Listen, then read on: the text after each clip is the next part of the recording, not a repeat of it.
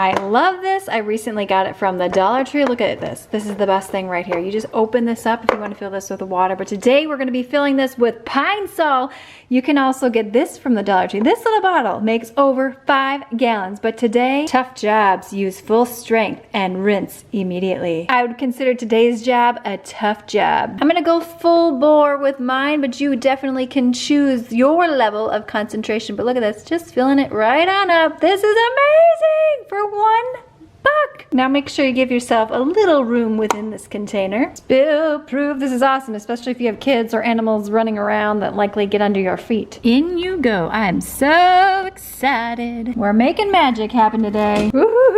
I am so excited. So I just took a few of these out and I put them in a baggie. And this probably took, I don't know, a few hours for them to freeze, but I cannot wait to show you what we are gonna do with these fantastic cubes. I mean, there's so many things that you could do with them, but I'm just gonna show you one here today.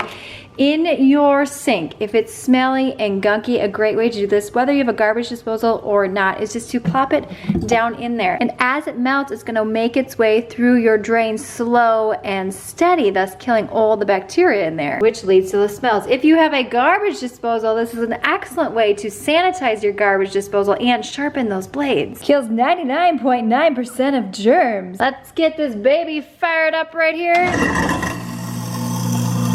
Then what I like to do, we'll go ahead and turn this off, is just run a little bit of warm water down there.